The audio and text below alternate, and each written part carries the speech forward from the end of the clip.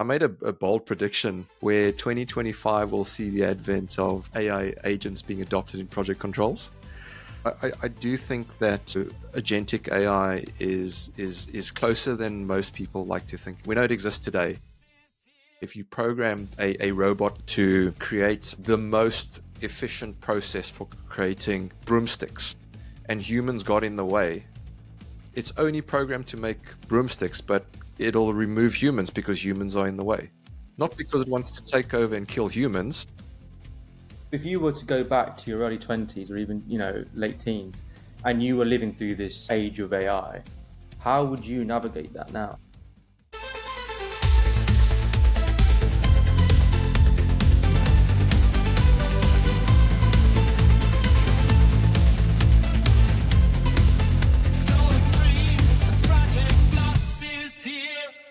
Hi everyone, and welcome back to yet another episode of the Project Flux podcast. Another week, another bunch of amazing stories in the world of AI and how that's going to impact you in project delivery to enable you to do more productively and to increase the quality of what you do. That's what the whole point of Project Flux is. So we're delighted to be back.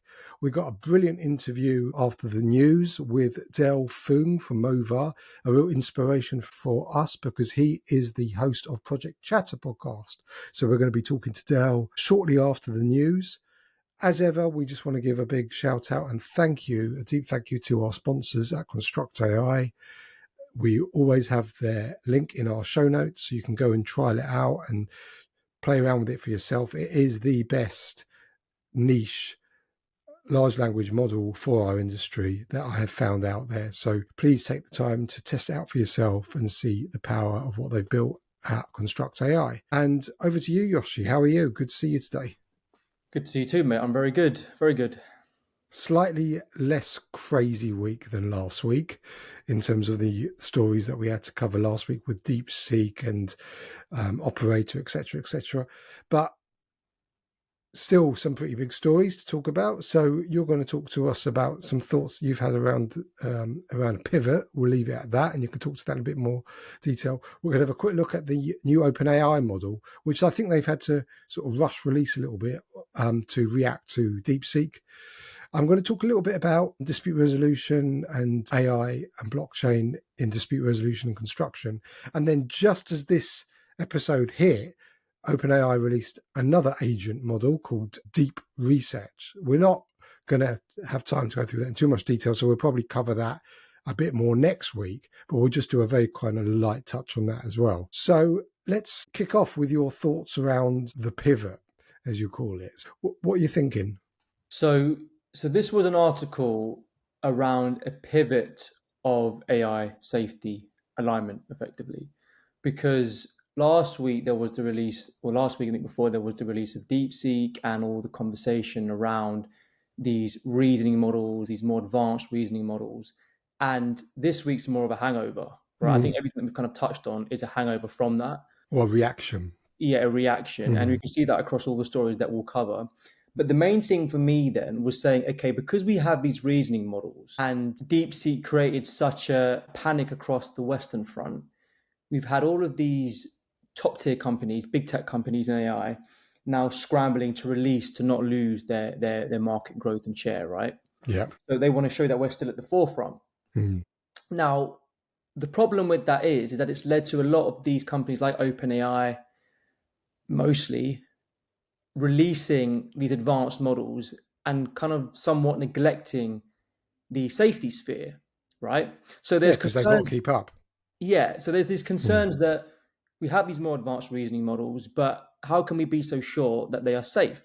Now, when we look at AI safety, I mean, it's kind of a fractured landscape at the moment. So I was looking at this from a global scale, and I was looking at it within America. So there was the executive orders that from the Biden administration that came in, right? And that was looking at governing. There were some restrictions or some constraints around governing AI itself and how can we release it and how do we communicate with big tech, with ARC, so it's the Alignment Research Center, and working with Anthropic, Google, and DeepMind to make sure that everything they release is visible or transparently reported to the government so they can release these things. Now, the executive orders across the US have now been rescinded by Donald Trump. There's Yep. a big effort in driving innovation within AI at the moment. And that's a huge dependency of their growth going forward, right, within the next 10, 20, 50 years and so forth. So that's one thing that's happened. I then looked across the world all the way to China, and we have these state tools that are coming out, but they are also somewhat deliberatively aligned to Chinese communist Of course they are. Yeah. politics, right? Yeah. So there's that sense of control there. So it's more around censorship, but also around controlling power. So we can see this at play at the moment. I then looked across at the UK, and then I saw that the UK have the UK safety institutes with the US. However, with the opportunities action plan, the AI opportunities action plan, that's now saying, okay, we are pro innovation, right? And we're going to rely on existing governance to guide what we're going to be doing. Now, that sounds like a very much a passive response to what's happening. Very passive. AI are all, but the UK are also pushing AI sovereignty. So they want to manage these things alone as well, right? So even though they're going to be connecting and collaborating on a global scale, we're also going to be pushing a lot of our developments internally. So they need to be a lot more active in this space. So what that tells me is, A, there's a lack of global governance because of this political warfare in sense of AI. And there is also a lot of voluntary commitments. There's no mandatory commitments other than the EU Act, which, guess what? Most of it for high risk comes out in 2026. So there's this very fractured landscape at the moment, is what we've seen. And then even with the AI action plan, the government have accepted all the recommendations in the UK, but I understand the first one that's gone to Parliament has been rejected. So Right. it's not as simple as that. And I think what we're seeing is this chasm creating between the UK and the US. The US, especially with Trump now in charge, seems to be very, very pro innovation. They're taking down barriers because he understands that we're in a race against China, whereas the EU and the UK seem to be kind of receding into themselves. And, as is very common in Europe, the bureaucracy is starting to take place. And that's going to create an even bigger divide, which I'm very concerned about. And then going back to the DeepSeek thing is that, what's happened in the last week is that actually a lot of the stories around them having trained this model on, non-NVIDIA chips, for instance, is turning out, I think, not to be true. I mean, it's an incredibly impressive model, but they are certainly training on, even if it's the last generation, there's more to be read between the lines than they were given out. So it all gets very blurry. The whole landscape is extremely blurry, like you say. So it was a way to, so again, like we kind of assumed that it was a way to destabilize the West in terms of their AI developments. And that's a good point to then focus on big tech, because big tech work quite closely with the governments to drive a lot of these developments and deploy these AI models at scale. So when I then looked into big tech, yes, Anthropic have their responsible scaling plan, whereby they say, if AI capabilities develop to a point where it can enable people to use the AI in a rogue way, in an adverse way, and also that it has a threat against chemical, biological, radiological, and nuclear, they will halt development. Okay, but while that's in play, that hasn't been taken on by all the other AI companies, right? So OpenAI have also done a lot of their attempts, but remember, they've also now removed political unbias. So they say that it's impossible. It's not impossible, but it's hard to actually be politically neutral with some of these models because they're smarter, because we have less predictability about them. And there were concerns again as the AI became even more smart and even more advanced. That's why OpenAI had the super alignment team, right, which was then disbanded. So Jan Leica left. And then we had someone else who was an AI safety researcher recently left as well. I think Stephen Adler left last week and said it was terrifying what we're developing. So this has been disbanded. So there are these issues, right, that haven't been solved. And because we've been pushing innovation at the all in the name of progress, right? All in the name of keeping up in this AI arms race. Exactly. So this presents three key challenges, right? The first challenge of which is there's no global mandatory governance or a watchdog. Secondly, there's an illusion of control because the more advanced these models get, the harder they are to predict, right? Yeah. And then thirdly, it's this we're using AI to actually win a political war than it is to actually develop intelligence which we can use safely and deploy out to at the benefit of the world effectively. And it's a very fine line, isn't it? Because in the West world, we do have to keep up, because it's one of those situations where this revolution won't come around again, and whoever wins will have sort of the footing for a generation at least. So there's no easy answer to it.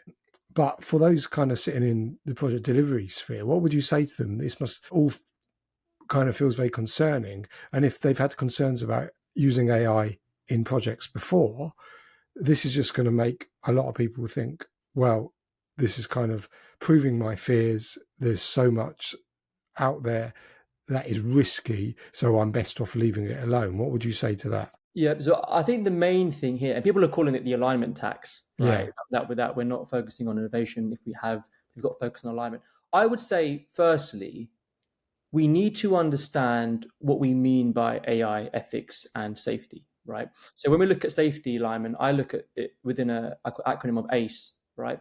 So alignment and control. How much can we align these models to human values through constitutional AI, through mechanistic interpretability, and these sort of new techniques, human reinforcement learning with human feedback.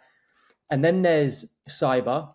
So with new AI coming out, it opens up new cyber attacks. So the World Economic Forum just put a global report recently saying that because of it, there's now new attacks. We can use AI for good, but there's also more opportunity to use it for bad.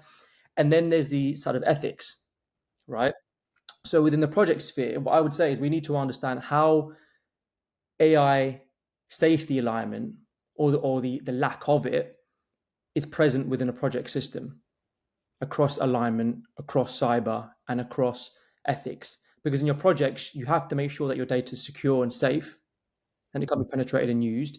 You have to make sure that it's aligned and not considerably biased towards certain projects, and the users of it and certain companies, etc., etc. And then with the alignment, you want to make sure that you have a level of predictability over its outputs on your projects. Because if you can't trust the outputs, you then really can't make an informed decision.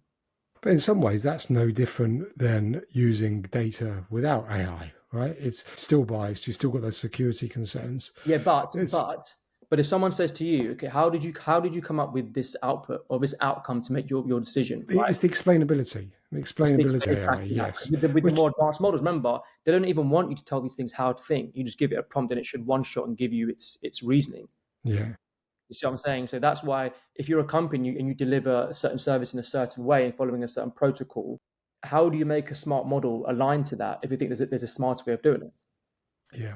I mean, I suppose the key message is the same thing we've always said, just be sensible with these things. There are risks associated that not even the big companies fully understand yet. So don't give away any data that is confidential. And then the bookmarking principle that we spoke a while back, around making sure you're always checking everything. Don't trust any of the outputs from the AI at face value, because we're still at a phase where there is bias involved, although we will come to the deep research paper later on. One more thing for me, James, on that then is because there's been a move to making models a lot more efficient in smaller packages, you can run a lot of these things more locally. So you do have more control. So companies who do want to tap into more of that advanced reasoning look to run some of these AI models locally. Yeah, and we're going to come on to that in the next story. These, like the O3 minis just come out from OpenAI, and even I've seen DeepSeek being used. I've just seen an email come through saying that you can now use DeepSeek within Perplexity, for example. Yes, So I've renewed my subscription today because of it. Yeah, exactly. I'll give that a try. But yeah, there's still loads to run on the whole safety issue, and no doubt we're going to see some big stories coming out. But let's move on to OpenAI's Mini and Mini High, which have come out really as a response to DeepSeek. It was always in the works, but they've actually made that available now. Can you just explain for listeners what O3 Mini and O Mini High is and what the difference is? Yeah, so the O3 series is a more powerful reasoning model. It's the next generation equivalent to DeepSeek's model. So GPT-4 is an implementation model. The O3 series is a reasoning model. And the O3 Mini and the O3 High can give you a different level of response. You're more likely to get better, stronger outputs from O3 High and less so with O3 Mini, but they reason at a very strong level, particularly across software coding, high advanced reasoning tasks, mathematics, and even some natural language. Although Coding is insane at coding. So I've developed my first app from start to finish using O3 Mini, where I was able to literally cut and paste the code into a kind of coding platform, and it worked out of the box. and it Unbelievable. works because Unbelievable. it's 24% faster and 30 something percent less errors. Yeah, So because before you'd get some code, but you'd still have to know what you were doing, because you'd have to go in and kind of tweak the code to make it work, and you could probably kind of faff your way around it, but you still needed to have some idea of what you're doing with the code. With this, and even if you've got no coding experience, all you need to do is be able to kind of put your prompt in, talk to it in Canvas as well. So it's in Canvas mode. You create the app. So the one I tried was to create a fitness app. Really, really simple thing to create a fitness app where you're given sort of 10 sins a day that you can have. And every time you have a sin, whatever it may be, you bring it down. Really, really simple concept over sort of a week. And you've got your cumulative total in a week. I developed it in about 10 minutes and put it into a UI Swift, which is like a iPhone coding environment. Cut and paste, done. 20 minutes. yeah, it's extremely quick, right? Because it's a lot more powerful, and you can customize that ability, right? So with the low and with the O3 Mini low and the high, you can customize what you want. If you want more compute, which is a lot more intensive, you can go with the high, but you can also work with the lower model. But what it means is that because it comes in such a smaller package, you're Yeah. getting so much more advanced intelligence that you can just run, and it Yeah. has function calling, right? So it can connect to third-party tools. Let's say a really basic example, the weather. But if you Yeah. can connect it into scheduling or project management tools like P6, Project Microsoft Project, whatever, it can start to work with that data with reasoning, as opposed to just very basic pattern matching that you'll get with. Yeah. So if you're thinking, how does this affect me in the project delivery? Effectively, we've talked about hackathons a lot in the past, which is a way to be able to use things like Power BI or Power Apps to develop a solution to a problem that you've got. Well, now this is just another string. You can effectively, if you've got an idea about something that would help your project or your company, you can just go into ChatGPT using O3 Mini, O3 Mini High, create an app yourself that you can then deploy within your own little team or your own organization. That's Yeah, how and powerful this potentially is. exactly that. Well, then this is the thing, right? With project management, you are planning a project.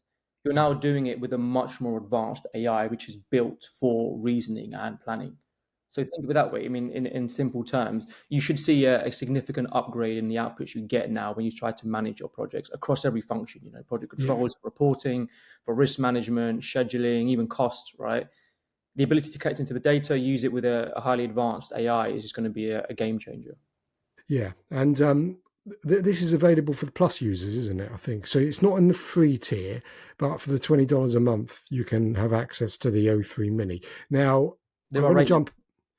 I'm going to jump around a bit because the pro tier. So O3 Mini, I think is it comparable to DeepSeek in terms of performance? I didn't Yes. see the Yeah, yeah, stats. yeah, yeah, yeah. So this is the interesting thing, right? In terms of the performance now, I heard something recently that said that the intelligence of an AI in terms of its IQ is improving by 10 points every new release, Yeah. right? Well, Now I they're got saying that these models are about 100, 120.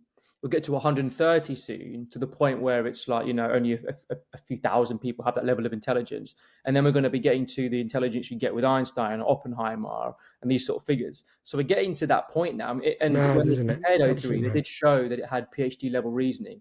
Now you touch that into what you're going to mention with the next story, it becomes a force. Yeah. So the next story is, well, what do the pro users get? The ones at $200 a month. Well, I think it was only yesterday, OpenAI released another agent. So they've had three agents now. They've had the tasks feature, which we covered about 3 weeks ago. And then last week we covered the operator feature. So if you didn't see that, you can go back to last week's episode and we literally show how it works, takes over your screen. And now they've released one called Deep Research.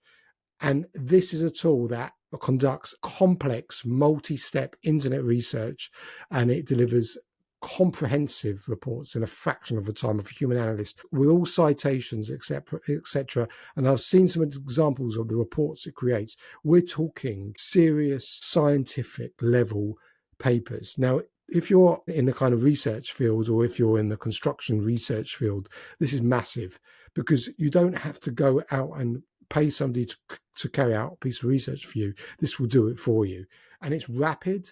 It is of a standard which is at or around PhD level. All the examples I've seen have left me and the people that are showing it to me sort of jaw dropping is the best way to describe it. We can't use it ourselves because we haven't got the pro license, and I don't think it's available in the UK yet either. It's not in the UK. It's not in the UK either. So this is one of those things that is really going to fundamentally change how we do research in our industry, right? Yeah, in any industry. I mean, so this is when we looked at Sam Altman's timeline for AGI last week, and we said in his 2019 predictions for 2025, we were going to be able to cure a disease using AI. Yeah, I think we're going to be there, aren't Now, we? the biggest use case at the moment I'm seeing is people using deep research to iterate and find new methods of solving diseases, right? So you can look at cellular biology, you can look into cancer more specifically, you can look into all of these elements and try to understand theory. Now, with the deep research, what these agents are doing, they're not just reasoning as well, in a sense that we do, right? Like heuristics. What it's doing is actually taking theory and concepts, Yeah, applying that to the research. So this is what it's working with human theory to actually develop new concepts, and that's the difference. As opposed to just thinking through something, it's starting to apply rigorous theory that we deploy ourselves. And actually, and you're right, James, how we emulate our own research in time and we write into journals, it's doing the exact same thing. Yeah. And, we're talking about serious research, but it can also be used for more mundane things like shopping for hyper-personalized recommendations if you're looking for a new car. Or let's say if you're in construction, for instance, and you want to look at a potential design for something, you can send it off on a task to create a really rich, detailed report on that you'll be able to provide to your client. So it's not, that's obviously its main function is for this serious deep research, which is why it's called deep research, but it can be used for more kind of mundane tasks as well. So it's worth noting there then. So in terms of, and it'd be interesting, at what point does that research focus on primary data? Because right now it's all secondary, right? Literature reviews, analyzing what's on the web, coming up with new hypotheses. But at what point do we say these things can start to conduct experiments empirically? That would be a game changer. Yes, well, and also when you combine it with what we looked at last week, which is operator, so you can actually just set operator off to get deep research to not just do the research but interact with it, so it becomes a full agentic kind of workflow. Yeah, So let's take psychometric tests then, right? If you want to measure behavior, you can get these things doing all the literature reviews for you, analyzing all the data. You can then imbue some sort of personality into it, and then get it actually do a psychometric test on screen using operator to see what the outcome. God, Then I've kind of told that you are then running empirical tests with AI. Yeah. So I guess you've got to think of it as having a PhD professor sitting at your side that you can ask it to go off and do any research for you.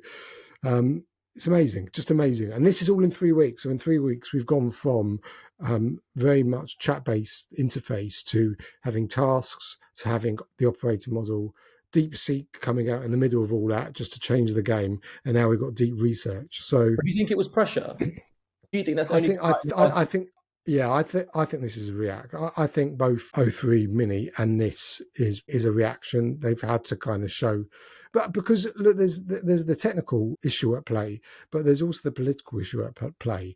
They've got to save face because OpenAI have spent an awful lot of money to be in this position, and to have been effectively, not humiliated is the wrong word, but you're getting close to that with what happened with DeepSeek.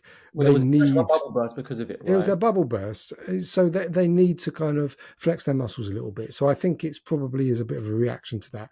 And I've also seen, we haven't covered it, but I've also seen Sam Altman talking about GPT-5. So I think this is all a reaction to what's happened with DeepSeek. But of course, the next step is what are DeepSeek going to say? That would be interesting. Yeah, and the most important thing, right, is that necessity is the mother of innovation. Yeah, right? yeah. When you need to do something, you'll find a way. Wherever or not they had it, in their car, they just played their hand out because it was a response to DeepSeek. They still had the pressure on to deliver, and it seemed as though, looking at the benchmark scores, these things are now seriously impressive. It does kind of scare me though, because if we're moving this fast in intelligence IQ for AI now, and we do get to like 140 IQ, 150 IQ, I don't know what the limit is, we are then subpar to AI in terms of our intelligence. Well, what scares me is we talked about 2025 being the year of the agent, and we Changed. thought that would play out over the course of the year. We're sitting here recording this episode on the 4th of February, so just over a month has gone past. And I think even from my perspective, more has happened in the last 35 days than I would have expected to happen probably in 6 months or so. So the pace is really, really fast. Now, whether we go to, a bit of a quieter period remains to be seen, but it doesn't look that way, does it? And what's also interesting on X is a lot of the experts coming out and refining their predictions about, how fast this is moving. They're now saying that they think that we're going to move a lot faster than they had previously forecast. But this is the interesting thing as well, though. Even though we're moving this fast, I was briefly looking at the McKinsey report recently. People still aren't using ChatGPT. They're not using the basic tools.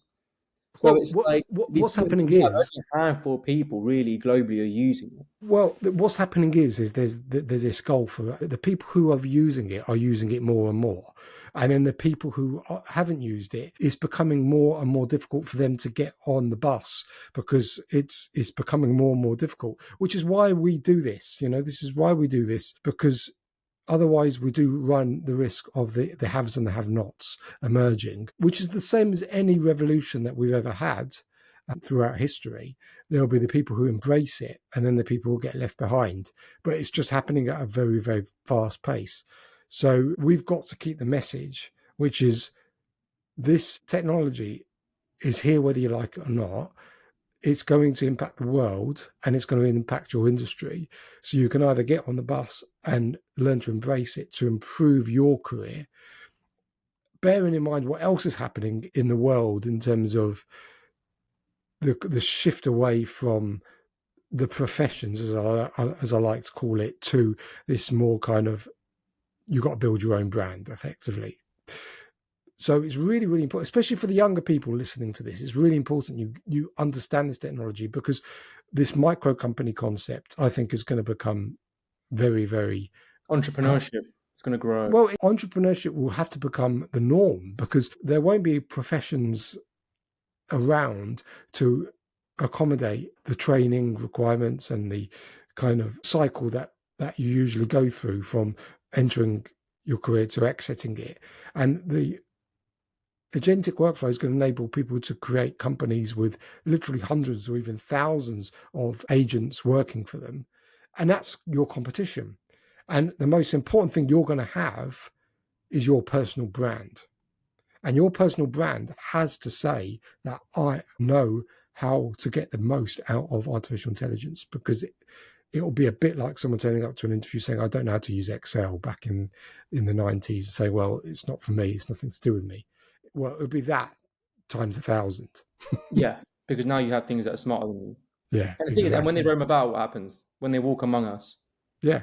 Well, let's not go there just yet, but I think we've covered an awful lot there. The only other big stories in the newsletter this week there was a fantastic podcast from a good friend of mine and somebody who I've been lucky enough to have been a guest on their show, is Paul Hemming from C-Link. But he had a great guest on his show talking all about dispute resolution within construction, specifically a guy called Rob Dean.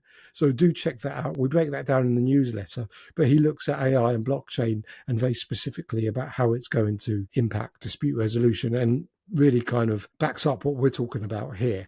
So do check that out. There's an awful lot more, as always, in the newsletter. We try and cover all the big stories in what we call links that we're loving. So there's a load there, but I think that's it for this week. So we're going to move on now to a brilliant conversation with Dale Foong from Movar.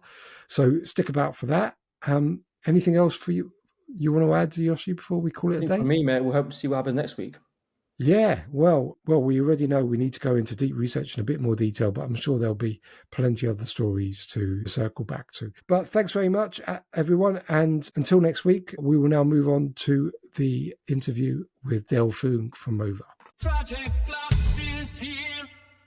we have got Dale Foong from Movar with us at last, because we've been trying to get Dale onto the podcast for a very long time. And really and truly, he's the inspiration for Project Flux as he started Project Flux. So we even stole the name a little bit, didn't we, by putting the project bit at the front. That was totally unintentional, but obviously a homage to Project Chatter. But thank you for coming on the show, Dale. Really good to have you on.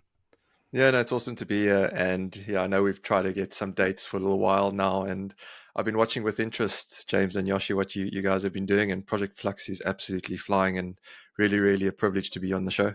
Yeah, thank you so much. That means a lot coming from you. And for anyone who hasn't checked out Project Chatter, please do. We'll put the link in the show notes. It really is a fantastic companion to Project Flux for sort of general project management, chat, and everything else. So let's start there then, really, Dan. You know, you've built your career around innovation in project management and project controls. What kind of sparked that passion? What started it off?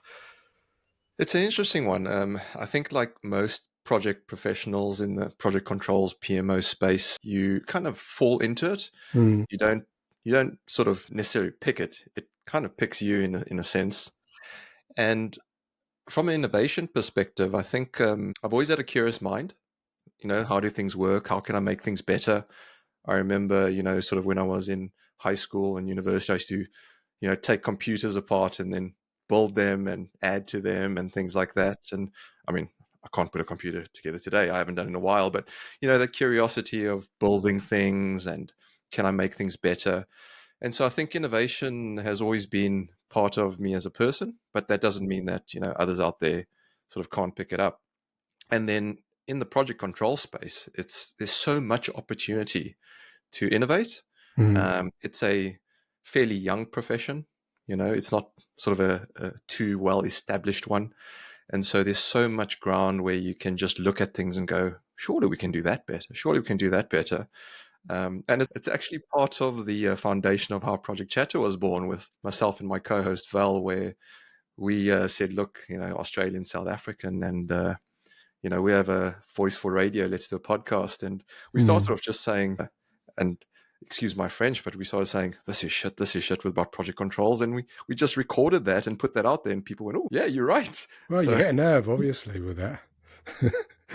Because you're right, there is so much to go for in this area, because, you know, historically, the kind of construction infrastructure industries have been kind of laggards when it comes to technology. But that also gives us a huge opportunity, because, as you say, you can look at any given process or any given procedure and say, wow, there's ways to make things better. Do you think things have started accelerating and moving now with the introduction of AI into a lot of things?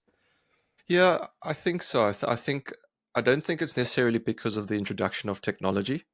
And I use the word technology not just because, you know, because it's not just AI. I think it's generational shifts, because you have the key barrier is people adopting new ways of working when it comes to innovation. And whether that's processes, whether that's learning individual skills, whether it's communication skills through to technology, AI, etc. And I think, you know, as generations get into leadership roles, I see a shift happening. So I think it's generational. For a long time, if you look at it, certainly when I started my career, those folk in middle and senior management, they'd been with that specific company since they were apprentices, right? So they've been in it 20, 30 odd years, but that was the norm. Now you're finding people are switching careers, maybe, you know, every 5 years, or sometimes even less than that. Might be a bit harmful to them if it's every year, but you know, it's not. You're not staying with companies for a lifetime. There's no lifers anymore, and so with that, a shift in mindset comes as well. I think there's a lot more growth mindset. I think the barriers are lower for people in decision-making roles, and so yes, I do see that there's a shift. So just on that then, do you think, you know, advice to people then would be to build their breadth of skills as opposed to their depth of skills, you know, kind of lending to the idea that you can work across industries because of the lowered barrier to entry? I think it depends. I think it depends on what you want to do as an individual. I've discussed this with a few different people. When you go earlier on in your journey and you come to a point where you potentially want to decide if you're going to go down sort of a more leadership, broad managerial skill set. I want to have a bit of breadth, or I want to become a subject matter expert technically in something. And I don't think that necessarily changes with, AI around. I think that still exists. So that decision still has to be made. Then based on that, you decide, okay, well, what's the skills I require? Say I want to be an AI specialist, but AI within itself is quite broad, right? You have to understand lots of different elements about AI. But then you could say, well, I want to be a really experienced data engineer. Now you got something more specific that you want to go down. So yeah, trying to make it a bit accessible to your listeners. I think it depends. And so it's really key to understand what you want to do. So if you were to go back to your early 20s or even, late teens, and you were living through this age of AI, how would you navigate that now? Wow, that's a big question. I think there's many different places you can start. There's plenty of things on the internet, and that in itself can be quite a challenge because, where do I start? What do I follow? What do I do? I think the key is if you want to work with, firstly, understand the basics of AI, right? What is AI? What's the sort of the various elements of it? But the most common one is ChatGPT. You talk to anyone about AI and they talk about ChatGPT, which effectively is a large language model. And there are others out there which you've covered on the podcast. And the key thing with these tools is use them, right? The more you use them, ask them about themselves. What do you do? How can I best use you? The question the prompt you've just given it, can I give you that prompt in a different way, So it actually teaches you about itself. That's where I would start. Yeah, and I've noticed a lot more people are kind of leaning to that now. They're saying if you want to understand the AI a lot more effectively, just ask it as you would a human. And I kind of like that idea. But now that we've moved into this space, there is this notion that people can be a lot more productive. Okay. You yourself, you juggle multiple ventures. You have your position with Movar, Gen AI podcast, Project Tassa. So how do you now balance that innovation with, the excellence you bring within operations? Yeah, it's a interesting question because I do get asked that when we're not recording as well by a You're number of everywhere. people. I think, if you're passionate about something and you have a genuine interest in the things you do, it's not a chore. And Exactly. so it becomes something that's exciting. And when you're excited to do something, it doesn't actually drain your energy. And if you combine the things that you want to do, where let's take you say you mentioned them, Movar, the two podcasts, and innovation, right? They all sort of complement each other. And so if things complement each other, it's actually quite easy because the way I look at the podcasts, they're from my perspective, they're a philanthropic endeavor where I'm sharing with others out there through me learning. Because by no means am I an expert, but I have people that I talk to on the podcast that are experts. So it's learning for me, but it's learning my craft and it's learning. And I'm taking sort of from that what I can impart with Movar and the clients we work with, et cetera, but then also the innovative ideas that come through spitballing, various topics. Just on the advice around AI, right? Because I think a lot of what you said is correct. But what would you say? What would be one thing that you would say to other project professionals who are angry about the rise of AI? I think first and foremost, if anyone's anxious about anything, you first need to understand why you're anxious about it. Right? It's a Yeah. human thing. It's not an AI thing. It's not a technology thing. So if you're anxious about something, ask yourself, is it because you fear it? Is it because it's an unknown? Why are you anxious about it? Once you know why you're anxious about it, you can then overcome it. But what I'd say is once you know how to overcome it, there's actually so many advantages that it can help you. So yeah, it's a tough one to answer, James, because Yeah. I think it's quite a broad question to quite a specific problem.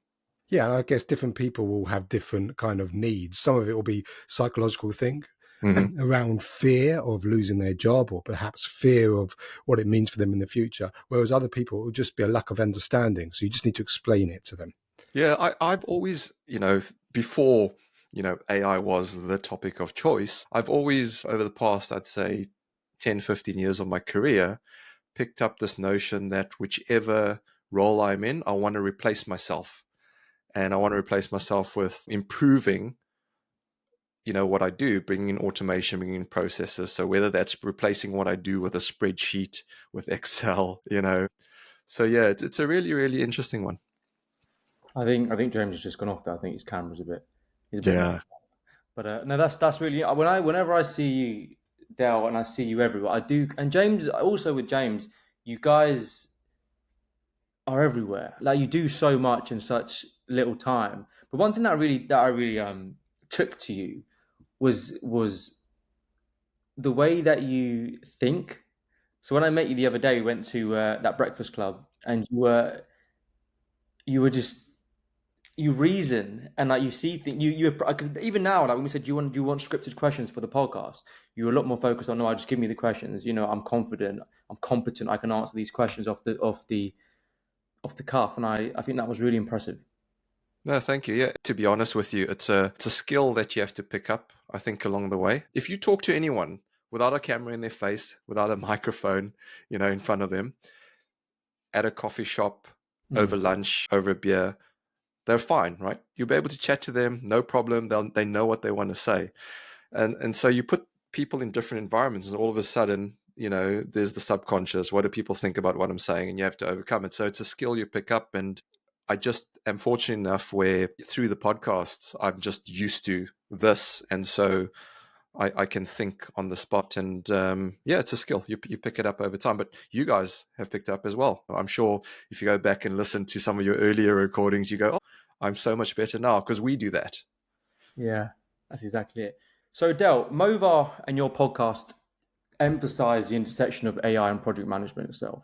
So, what would you say are the biggest AI driven shifts that you've recognized in reshaping the industry? That's a big question as well. I think, similar along the lines that we've just been discussing, it's mainly been around people rather than the tech. The tech's always evolved. But as we grow, I think as we start adopting things into project management processes, you're going to see, and I made a bold prediction, Yoshi, at the end of the Gen AI podcasts last season, where 2025 will see the advent of AI agents being adopted in project controls. So let's see if that holds true or not. A bit of crystal ball gazing, but I do think that agentic AI is closer than most people like to think it is. It exists today. We know it exists today. It's the application. What's the use case? Will people trust us again? It's almost going back through the loop that we went with large language models, right? It's going, can we trust agents? So I'd like to, I'd like to think that agents will be one of the things we see coming out to the fore in mainstream, shall we say, this year. Yeah, because agentic workflows are going to be the key. Now, the one thing that I've recognized myself is that because of agentic workflows and because they're powered by multiple different LLMs, it adds this level of complexity. So when you were initially just prompting ChatGPT, you had to have some familiarity with using the tool. Now you've got to think a lot more of these other complexities, other intricacies of using it. Do you think that will put people off using it, or do you think it will embrace them? Do you think they'll embrace it purely because now they can squeeze more out of these I'd workflows? actually see it as a compliment, because we have this fantasy with projects being complex, right? So why not have a complex system solve a complex problem? Doesn't it make sense? Yeah. So why don't we just do the easy stuff? Let the complex AI agent setup go and solve the complex project management queries. Give us, here's the potential decisions you can make, and do the easy thing and make the decision, right? And go and actually execute. So that's the first view, I'd say. But the other thing I'd say as well is that I don't think it'll add complexity, because if you just break it down, I like to keep things simple, primarily because for my simple South African brain. But two, I find it easier to explain simplicity, and all AI is for me is it's artificial, which is everything that is man-made or human-made, right? It's the clothes we wear, the buildings we're in, the cars we drive. Anything that is made by humans is artificial. It's not scary. And intelligence is just the ability to reason or make judgment. So it's a human-made ability to reason or make judgment. Now you add workflows on top of that. All you've done is you've given a computer the ability to make decisions in a specific workflow. And when you say it so easily, AI agents aren't that scary, right? Now you put a whole bunch of workflows together that interact and intersect with each other. and you can see this picture coming together, and all of a sudden you're going, oh, it's just a map. And as I encounter this, what's the answer? Okay, go to that. And so therefore, it's not that scary. So I actually don't think it's going to make things more complex. I think it's going to make it less complex. Okay. And on that basis, then, what advice would you give to people who feel that anxiety in and around the rise of AI in their field specifically? Yeah, again, like I say, it's a personal thing, right? In terms of why you're feeling anxious, and maybe it's because you feel that you've not kept up to date with what the latest tech is. I mean, for starters, listen to Project Flux. You'll get up to speed very quickly. But equally, I think it's a case of it's not too late, right? We're still at the very beginning of AI. And so as much as has been done and said over the past, few years, it's not too late to pick it up. And so, especially in the project environment, because we're very slow to adopt things. Yes, the pace of change is picking up. However, it's not too late. And so if that's the case, upskill yourself. But if it's a fear of taking your job, well, AI is not going to take your job. I think you guys have said it before. Plenty of others said it before. People that understand how to use AI will take your job.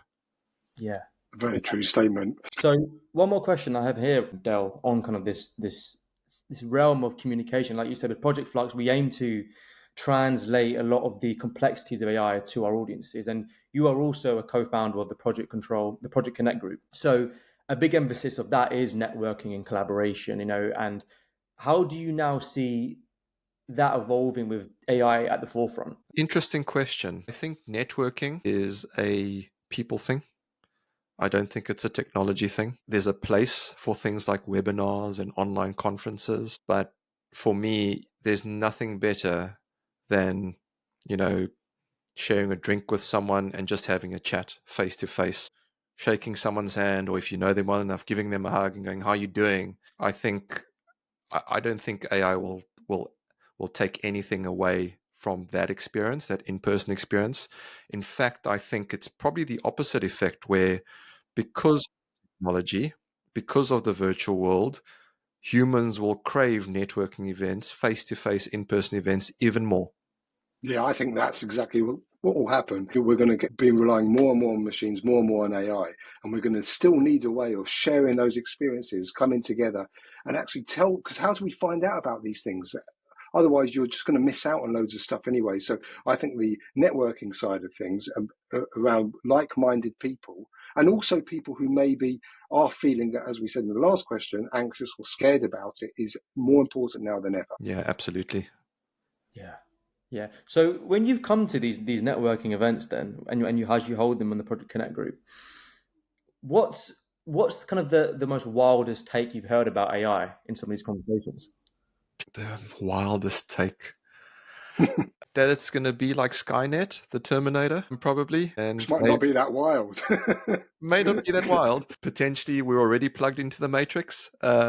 So, we do have fascinating imaginations as humans. Yeah. There's some pretty crazy things. But I think, you know what? The best thing is, here's a shameless plug. Come along to a Project Connect group, and then we can find out and ask people what their wildest anecdotes. Well, we can definitely vouch for that. It's a great night. So where can people find out about them, Dale? Is there a website? Just LinkedIn. Nothing too complicated. It's not a company or organization trying to sell you anything. It's just go onto LinkedIn, type in Project Connect group, look for the group, follow us, and it's just a good way to meet people. There you go. We'll put the link to the LinkedIn, if that's not too many links in one sentence, in the show notes so people can find it. But I can vouch for it, a fantastic night out. And you'll also get to connect with Dale, and you'll usually find me and Yoshi hanging about somewhere there too. So do come along.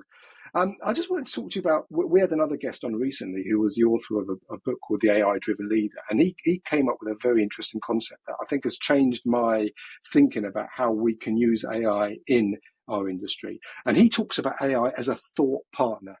So he talks about it. Don't think of it as a piece of software that you use to write your emails or to do your spreadsheets, but think about it as a thought partner that sits beside you. And that changed my perception and also the way that I use these tools, particularly the large language models. Do you see that? Does that resonate with you at all? Can you see that as a good way of trying to explain to people the power of these algorithms? Yeah, 100%. I think, that's certainly one of the ways I use, large language model. My main one's ChatGPT. I've tried the others as well. It just always seem to go back to ChatGPT. But I do use it in that way, ideas off of it, and see what it gives you. You can get open source models where you can load onto your phone. If you're underground or don't have signal, you can just use your phone and you can, ask it questions as well. The use cases are there on a personal level. The most recent one I've been trying out, James and Yoshi, is I've just recently gone onto the Pixel journey with a Google Pixel phone, and with it you get Gemini Pro with it as well. Yeah, does that come as standard, does it? Yeah, it comes as standard. I think for a year or so or something like that. Maybe they'll extend it. But I said to it, I just did a bit of a test. I said, I want you to act as a ghostwriter and write a book for me on along these lines.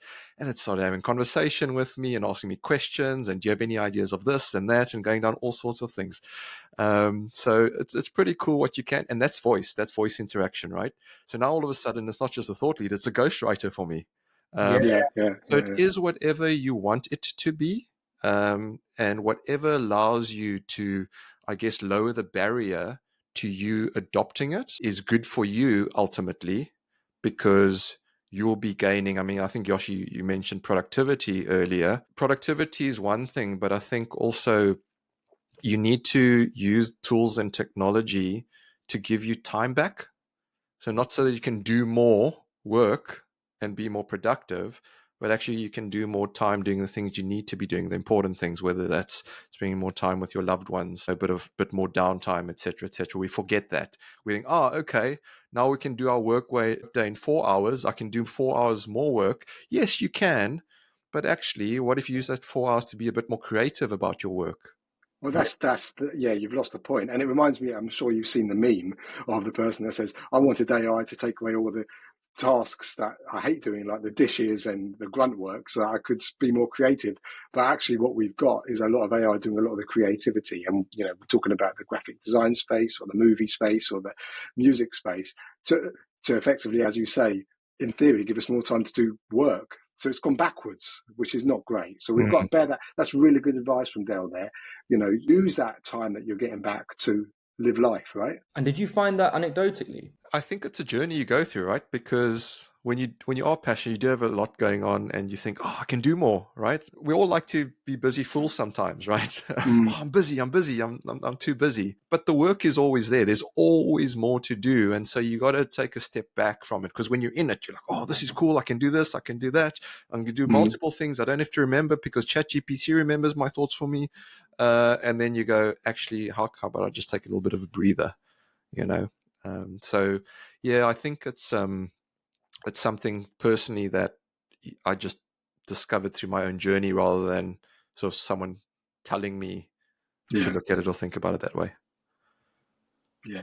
In terms of sort of project delivery and stuff, have you done any of the kind of fine tuning of large language models, or project specific GPTs or anything like that? Have you tinkered with those technologies? Yeah, so like I say, I'm by no means an expert, but I'm very fortunate that I work with a bunch of talented individuals at Movar, and we've been able to do some pretty cool things for some organizations. It comes back to the earlier question around adoption, and those that are curious enough and allow us to show them the art of the possible. We've been doing some pretty cool things. We're very. Can you give us any examples? Or any case study? I can give you an example, one that is out in the public domain. We're very, very proud of it, because we won the Global Innovation Award at the Project Controls Expo last year for it. And congratulations. Thank you. Yeah, huge kudos to the team. And one of the things, specific use case that a lot of project delivery teams, I guess, struggle with, is wading through all of the data and then understanding what it means, making decisions, and then succinctly reporting periodically on that, right? How do I write a single narrative, or how do I write something concise to get to the heart of it? This is where we are.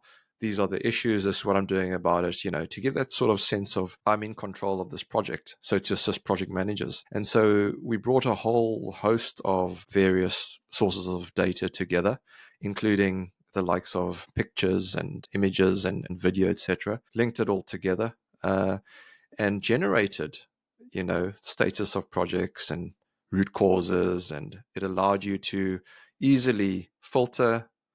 Once you filtered on the correct, it's easier to show you visually. Once you filtered on the correct view that you wanted, you hit a button and it gave you, just based on what you filtered, this is exactly what's happening with that data, whether it's a time span, whether it's a specific work pack, whether it's a higher level, whatever the case might be. And we did that using technology. We learned, we did that using the power of what AI can give us today. Strictly speaking, it's not generative AI. It's not necessarily telling you full-on forecast. There's other products out there that I'd recommend because they've been doing years and years of work with them.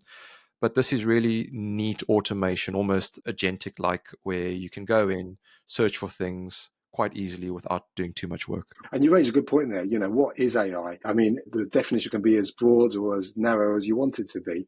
We talk about AI a lot of the time. We think about ChatGPT, but actually AI is probably embedded into most things you use anyway now. So some kind of AI. So it's you have to talk about it in broader terms in terms of tech, because it is infiltrating all kinds of technology. Well, sorry, just on that point, James, if you showed someone that did everything by pen and paper, if you showed them Excel and did formulas, they go, yeah, shit, that's AI. Yeah, absolutely. And I'm sure those conversations happened back in the 80s. And we probably faced the exact same issues around resistance to change with Excel as we're doing now. So in some senses, it's nothing new, but it's just speeding up, I think, is the only difference. Everything's moving a lot faster. Can I ask you, Dale, if you could ask AI to do anything for you tomorrow, what would be your number one wish? What kind of process or task or chore would you love to automate first? Doesn't have to be work related, anything. Anything. Holy moly.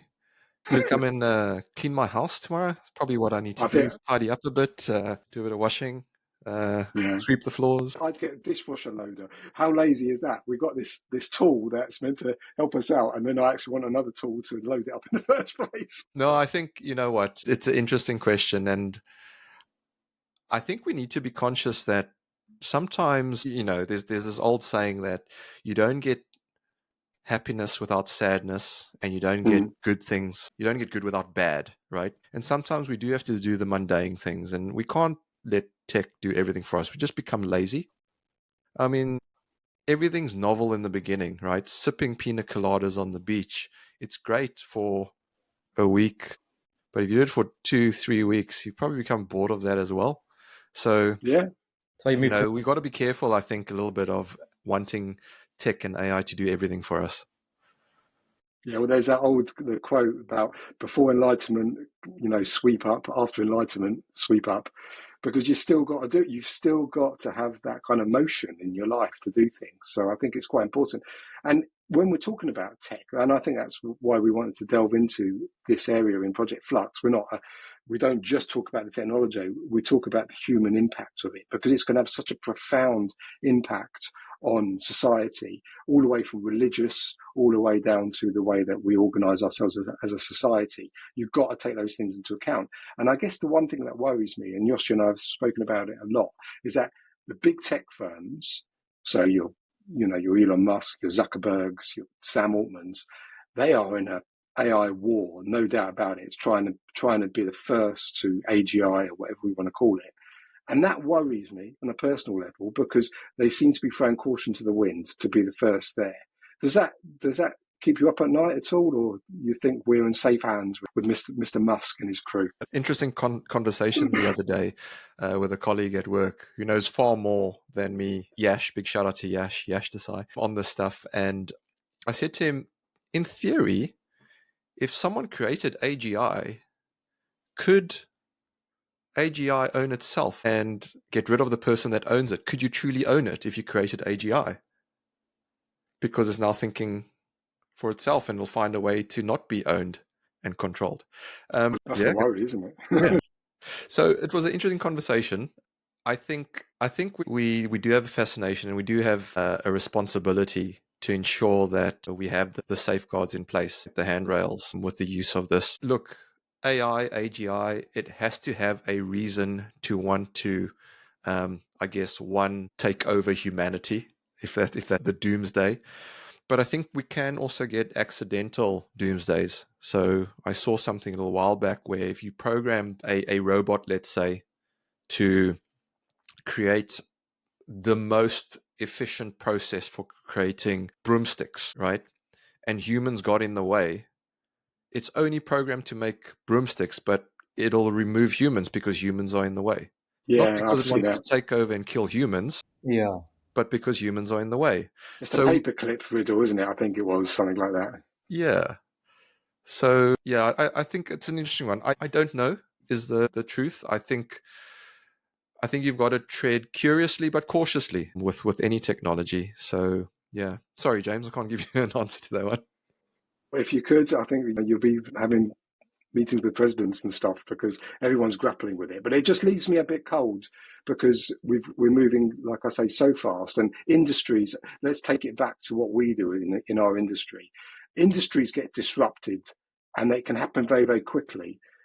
But the problem with disruption is if it happens too quickly, there's no turn it. You can't go back once you've broken that mold. So let's take another industry as an example. Let's take the way that Netflix took over from Blockbuster and the kind of video rental industry. You know, they came in with a model which was very compelling, i.e., you can get all your movies sent to you by post. You pay a one-time fee, and it's very, very reasonably it costs, a very reasonable cost. And that basically put Blockbuster out of, and the rest of them out of business. And then, of course, the Netflix start rising their prices. And now you start hearing the nostalgia, people saying, oh, I wish I could go back. But you can't because it's dead.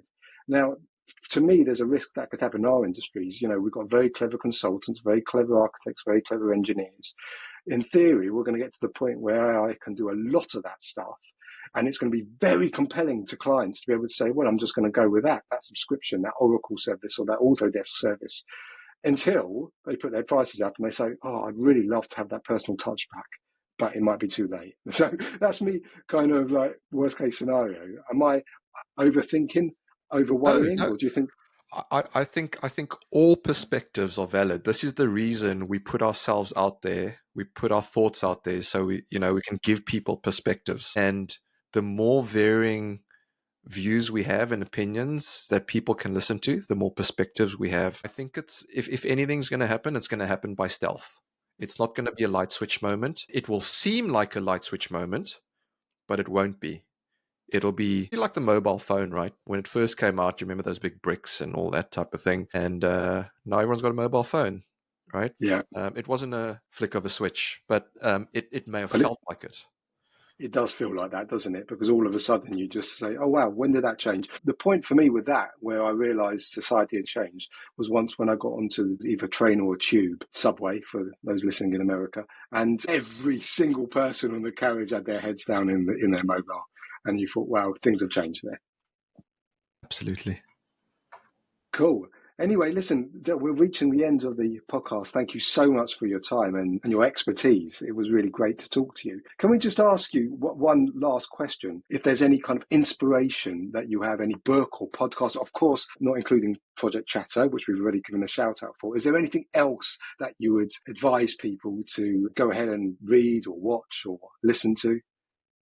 I think I'll share with what I'm currently reading, the book I'm currently reading. But I think before I share that, I think the thing is to understand where you are at in your journey right now and identify what you think you need. And with all of the various bits of work I'm involved with and the discussions I'm having, it's all around tech and AI and innovation, et cetera, which I absolutely love.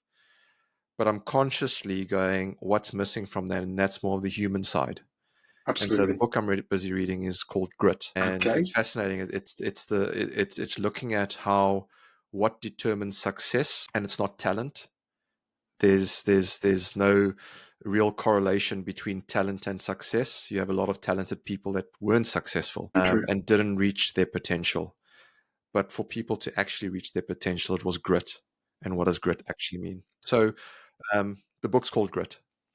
If you could send us the link, we'll put that in the show notes as well. Really, really good. Dale, thank you so much for your time. It's been a pleasure to talk to you, and we hope we can get you back on again in the future, because what we want to do is see how things develop, because, we've been going now since April, and already, some of the stuff we were talking about then is outdated, and we need to get some of those guests back. So hopefully you'll do us the pleasure of coming on again in the future. But in the meantime, thank you so much for your time. My absolute pleasure. Thank you both. It's been a real privilege. Project Flux is here. Just want to give a big shout out to our sponsors, Construct AI. For anyone interested in looking at Construct AI, the link's in our show notes. There's a free tier that you can play around with. Yoshi and I have been using it for a good year since it was originally launched, and we get a huge amount of value out of it. So I thoroughly encourage everyone to go onto the Construct AI site and have a play around. Cool. And guys, before we sign off, please don't forget to share, follow, and like all of our stuff. So that helps us to engage with you and understand a bit more about what you want, so we can bring it to your doorstep as early as possible.